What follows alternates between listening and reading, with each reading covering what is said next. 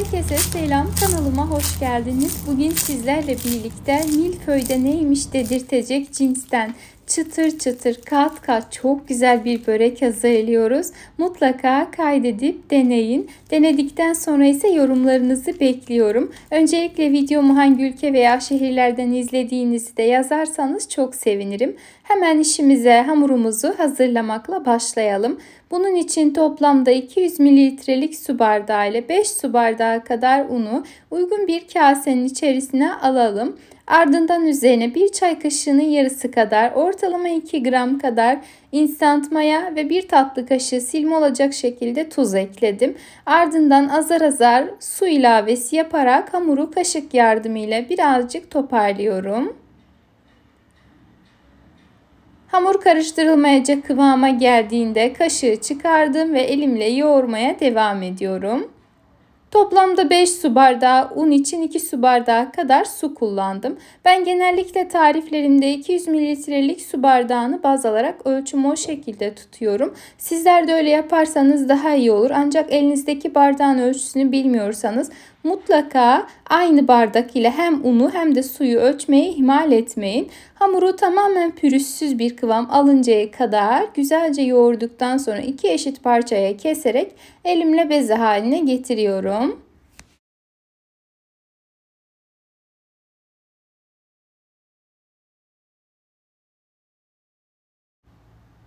Eğer hamurunuz güzel yoğrulmuşsa, yumuşak kıvamlı bile olsa, yani çok tok bir hamur olmamış olsa bile bu aşamalarda elinize fazla yapışmayacaktır. Aklınızda bulunsun. O yüzden diyorum ki hamuru güzel yoğurmaya dikkat edin lütfen. Üzerlerini örttükten sonra ortalama bir 10 dakika kadar tamamen yumuşalıp kendilerini salmalarını bekledim. Ve ardından hemen tezgaha alarak altına ve üzerine bolca un serpiştirip merdane veya oklava yardımıyla açalım. Oklava kullanamayanlar da sadece merdane ile büyütebilirler.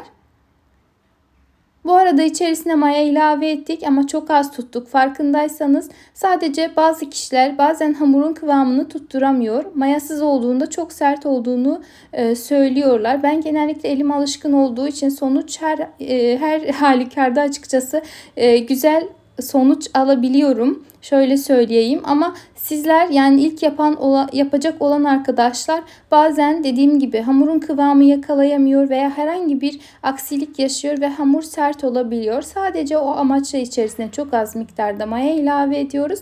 Aklınızda bulunsun. Hamuru ortalama bir mantı hamuru kalınlığında açtım. Çok fazla inceltmenize gerek yok. Hemen ikinci hamuru da açmakla işime devam ediyorum. Sadece dilimizi anlamayan arkadaşlar için bu aşamaları hızlıca gösteriyorum.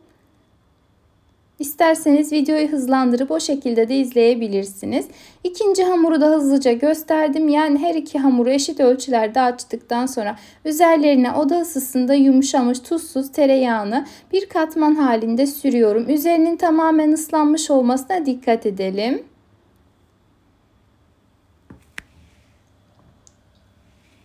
Ve diğer hamuru da onun üzerine yavaşça yerleştirelim.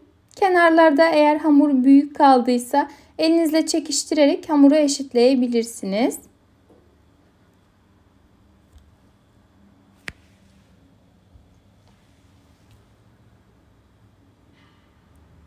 Bu aşamalarda zaten hamur birazcık beklediği için, diğerini açana kadar ve üzerine yağ sürdüğümüzde kendini saldığı için çok kolaylıkla açılacaktır. Eğer açılmazsa bir 2-3 dakika dinlendirin, daha sonra açmaya devam edin. Elimizle bu şekilde kare bir hamur elde edelim. Kare şeklinde açtıktan sonra tekrar üzerine yağ sürelim. Ve kenarlarını aynı videoda gördüğünüz şekilde eşit ölçülerde keselim. Her iki tarafından ikişer çizgi olmak şekliyle kesmeniz yeterlidir. Ve ikinci bir sefer hamuru katlayalım. Bir kere üst üste yerleştirdik, bir kez de katlıyoruz. Sadece bu kadar. Biraz aşamalı gibi görünebilir ama gerçekten sonuç için değer mi derseniz bence değer.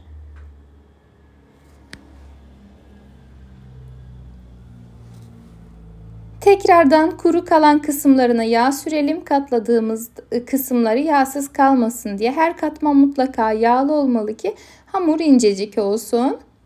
Ve bu şekilde hamuru 3'e katlayıp elimizle biraz genişletelim.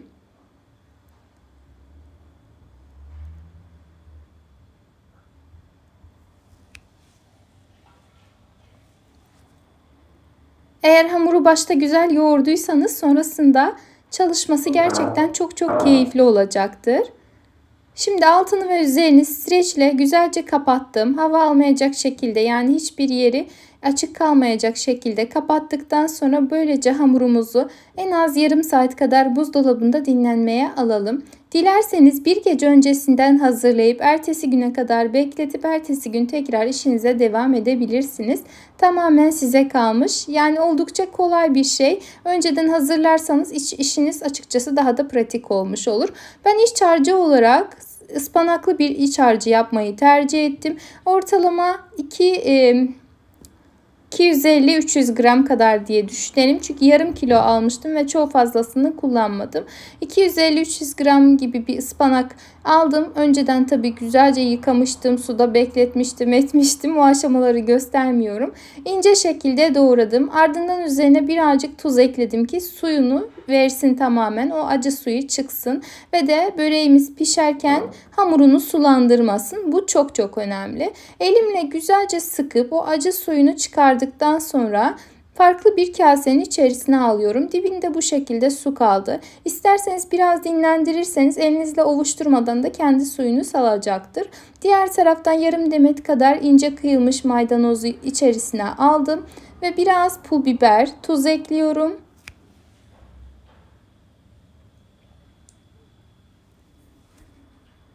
Son olarak lor peyniri ve de tam olgunlaştırılmış inek peynirini karıştırarak üzerine ilave ettim. Dilediğiniz çeşit peyniri, yani sevdiğiniz peynirleri kullanabilirsiniz. Ben genellikle olgunlaşmış inek peynirlerini bu gibi tariflere çok yakıştırıyorum.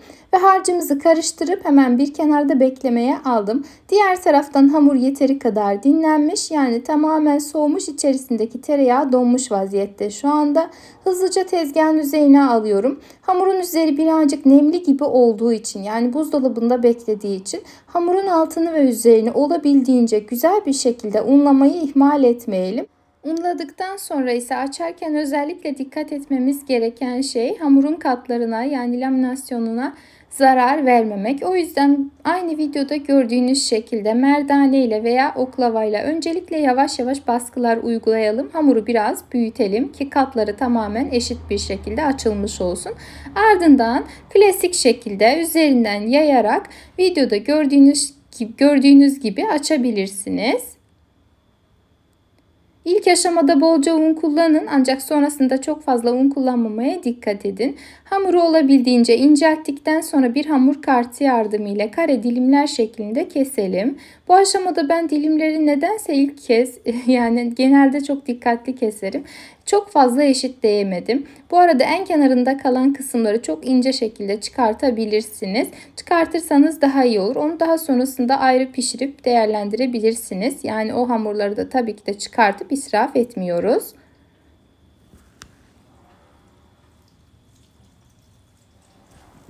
Şimdi üzerlerine, yani kare kestiğimiz hamurların üzerlerine bolca iç harcı yerleştirelim. Daha sonra da tekrar doldurabilirsiniz. İçleri daha dolgun olsun diye. Bu arada ben ıspanaklı yaptım, ancak sizler ıspanaklı yapmak zorunda değilsiniz. Dilediğiniz iç harcını kullanabilirsiniz. Çikolata ile de olur, patatesle de olur, sadece peynirle de olur. Yani sevdiğiniz, yakıştırdığınız tüm iç harçları ile deneyebilirsiniz. Hatta tatlı da yapabilirsiniz. Yani reçelle falan da, elmayla bile olur yani. Damak zevkinize uysun yeterli. Hamurları birbirinin üzerine kapattıktan sonra kenarlarını hemen geri açılmasın diye çatalla baskı uygulayarak kapatıyorum. Bu arada videoyu buraya kadar izlediyseniz emeğime saygı olarak videomu beğenip kaydedip sevdiklerinizle paylaşırsanız çok sevinirim. Hamurların tamamına şekil verdikten sonra fırın tepsisine aralıklı olacak şekilde dizelim. Son olarak üzerlerine sadece sıvı yağ sürdüm.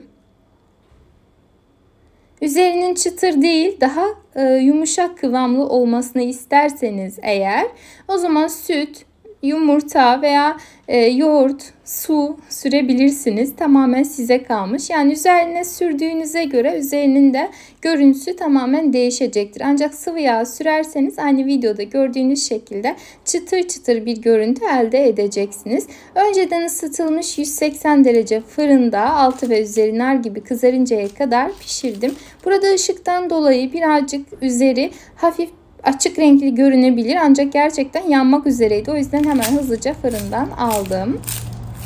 Çıtırdığı da görüyorsunuz, yani duyuyorsunuz. Bu şekilde gerçekten kat kat hazır milföylerden çok daha güzel ve lezzetli. Eminim sizler de denedikten sonra çok beğeneceksiniz. Videomu beğendiyseniz beğenmeyi, kaydetmeyi, sevdiklerinizle paylaşmayı ihmal etmeyiniz. Bir sonraki videolarım için ise takipte kalabilirsiniz. Kendinize çok iyi bakın. Allah'a emanet olun.